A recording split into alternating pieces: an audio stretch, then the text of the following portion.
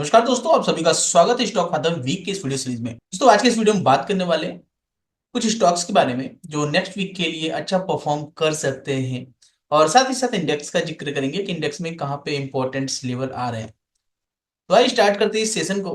लेकिन उससे पहले अगर आप इस चैनल पर नए हैं तो चैनल को सब्सक्राइब जरूर कर लीजिएगा, और वीडियो पसंद है वीडियो को लाइक शेयर कमेंट जरूर कीजिएगा। दोस्तों, यहाँ पे आप देख रहे हैं निफ्टी 50 का चार्ट, और ये डेली चार्ट है। और इसमें आप देखेंगे कि जो अभी प्राइस यहाँ पे जो थोड़ा साइडवेज हुआ पड़ा है, राइट, एक रेंज में फंसा हुआ है। और आप देखेंगे कि लास्ट टाइम में भी जो है यहाँ से एक अच्छी खासी जो है रिजेक्शन हमें देखने को मिल रहा है। और फिलहाल जो इम्पोर्टेंट लेवल है फ्रेंड्स, वो अप्रोक्सीमेट 23,700 के आसपास का लेवल है, 23,700 750 के आसपास का लेवल।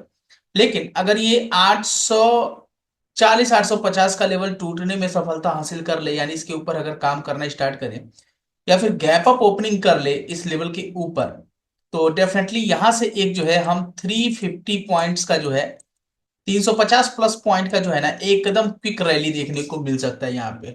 ठीक है, तो क्या ये पॉसिबिलिटी होगा या नहीं? फिलहाल जो नीचे का आप ये जो रेंज देख रहे हैं, जो कि एक स्ट्रॉन्ग डिमांड जोन है, ये जोन पे फ्रेंड्स प्राइस अगर आता है तो डेफिनेटली फिर से यहाँ से बाउंस बैक करेगा, क्योंकि हिस्टोरिकल आप यहाँ पे देखेंगे तो यहाँ से भी ये चीजें हुई हैं। और फिलहाल जो है यहाँ पे यही सिनारियो यहाँ पे जो है हमें देखने को मिल सकता है कि क्या ये प्राइस इसके ऊपर या नहीं। जो आप ये लाइन देख रहे हैं 844 850 का जो लेवल, इसके ऊपर क्या ओपनिंग करता है और सस्टेन करता है। अगर यहाँ सस्टेन कर गया तो डेफिनेटली हमें यहाँ से एक अच्छी खासी तेजी देखने को मिलेगी। अदरवाइज जो है अगर ये नीचे आता है तो फिर हमें जो है निचला जो स्तर है विच इज अप्रोक्सीमेट 700 750 का लेवल, यहाँ पे कहीं आके जो है हर्डल लेने की कोशिश कर सकता है, राइट। और प्राइस अगर दोस्तों यहां से निकलता है तो फिर हमारे पास जो रेंज बनता है वो मैं आपको बताता हूं। सबसे पहला जो रेंज अप्रोक्सीमेट आ रहा है दोस्तों 738 800 के आसपास का लेवल। और फिलहाल अगर ट्रेंडिंग की बात की जाए तो 25 150 से लेके 25 300 का लेवल आता हुआ दिख रहा है।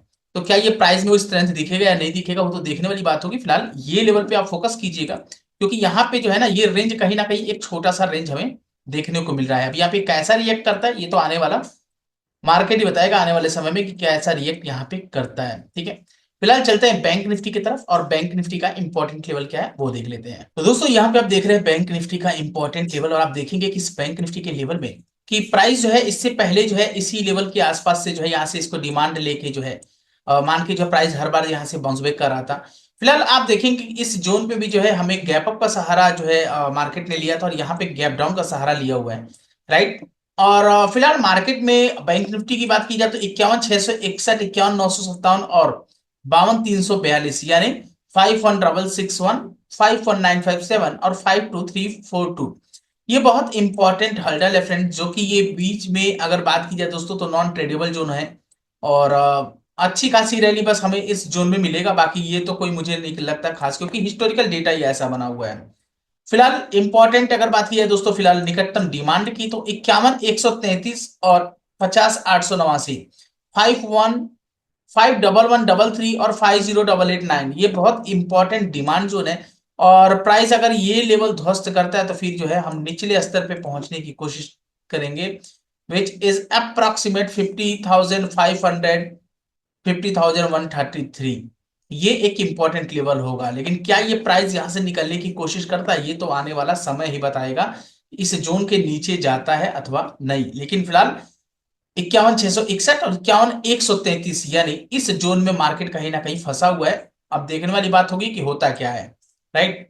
तो मार्केट में जो है वेट एंड वॉच की स्थिति बनी हुई है, आप आराम से देखते रहिए और पता कीजिए फिर कि क्या होता है। फिलहाल जो है इंपॉर्टेंट लेवल जो है दोस्तों वो मैंने आपको बता दिया है। मार्केट का अगर रिएक्शन की बात की जाए तो हिस्टोरिकल डेटा भी आप चेक करेंगे ना, तो आप देखेंगे कि ये तो जोन में कुछ खास होता हुआ दिखा नहीं है। ठीक है, इस जोन में फ्रेंड्स हमें एक ठीक ठाक रैली आई है, लेकिन ऐसे तीनों ही तीन कैंडल की बात की जाए तो जब बाइंग सिनारियो देखिए आप इस जोन से हुई है तो एक अच्छा खासा हर बार तेजी हमें जो है यहां से 52342 यहां तक दिखी है। यहाँ पे गैप अप गैप डाउन का सिलसिला काम है, मतलब कायम है इस चीज पे। लेकिन 51 133 पे आप फोकस बना के रखिए, 51 133 और 50 889, ये जोन से अगर तेजी आई तो डेफिनेटली फिर जो है हम एज्यूम कर रहे हैं कि 52342 के आसपास तक जो जानी चाहिए। तो दोस्तों ये था जो है मार्केट का ओवरऑल जो है कंडीशन।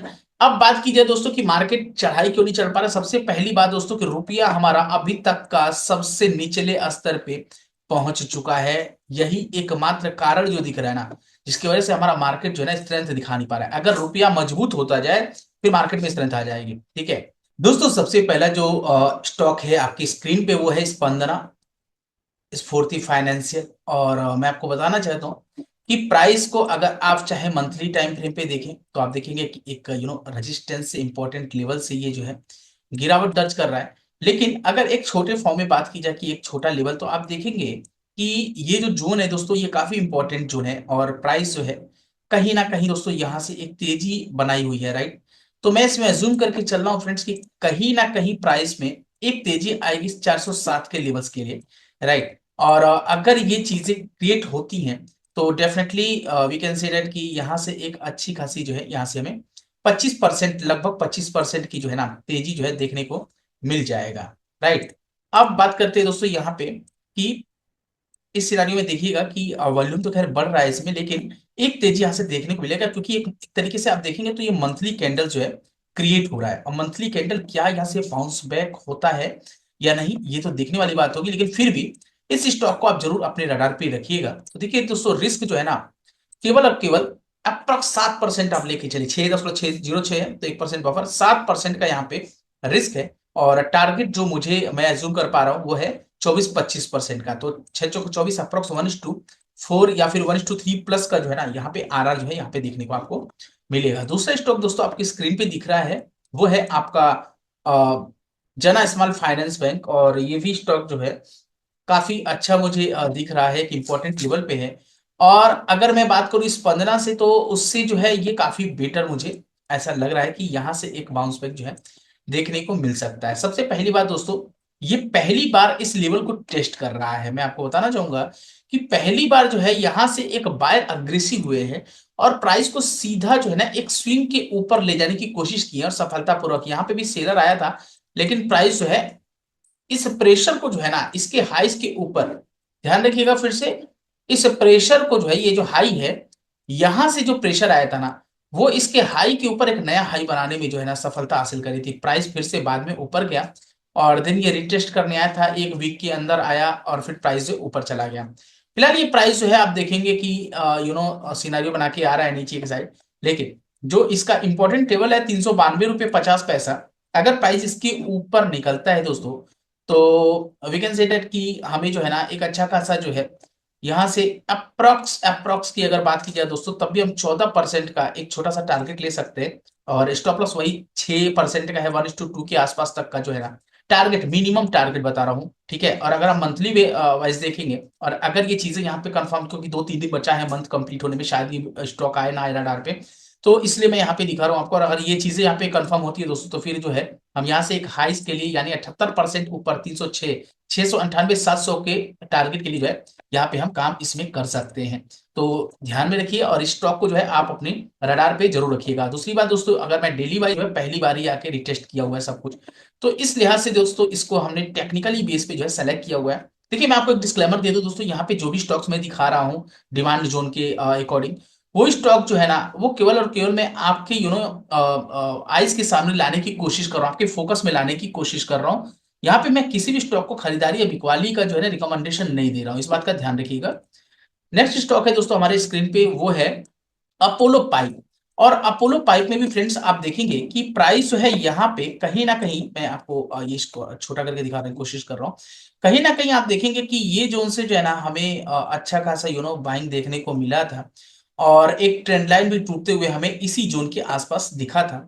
प्राइस पहली बार दोस्तों ये सारे सिनारियो होने के बाद, ये ट्रेंड लाइन टूटने के बाद पहली बार सिनारियो ये क्रिएट हुआ है कि प्राइस यहाँ पे आया हुआ है।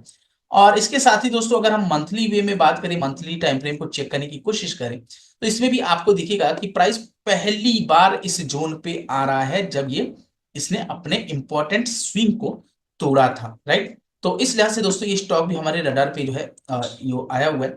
और अगर बात की जाए इसमें रिस्क की तो देखिए बहुत छोटा भी रिस्क करेंगे ना तो भी 6% से कम का रिस्क यहाँ पे नहीं बनता है, 6-7% का।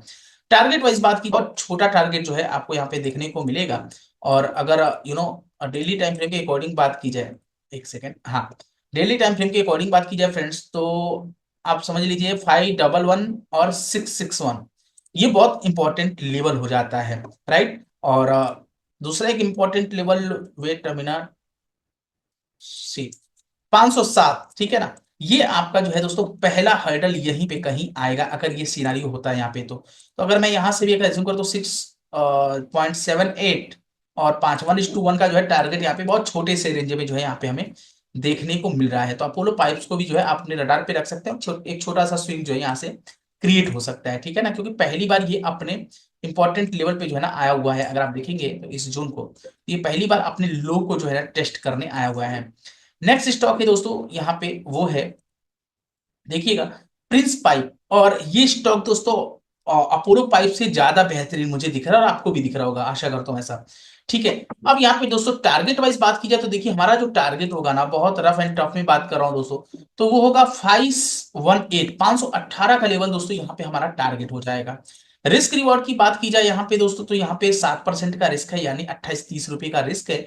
टारगेट वाइज बात की जाए दोस्तों 23% का, तो अगर हमें 7-8% भी बोलूं और टारगेट है आपका अप्रोक्स 22% का, तो 8 दूना 16, आखिरी का 24, 1:2.7 के आसपास जो है ना हमारा यहाँ पे आरआर बैठता है प्रिंस पाइप में, राइट। देखिए मैं फटाफट से वो स्टॉक आपको रडार पे ला रहा हूँ, और लॉजिकली मैं आपसे जाना लॉजिक जो है इसके पीछे एक्सप्लेन करते ही जा रहा हूँ, ठीक है ना। पहली बार बहुत तेजी से निकल रहा था, और प्राइस आप देखेंगे कि यहाँ पे आके एक सस्टेन किया था, एक स्विंग का फॉर्म बनाने की कोशिश करी थी, और फिर से ये प्राइस जो है ना यहाँ से निकला था।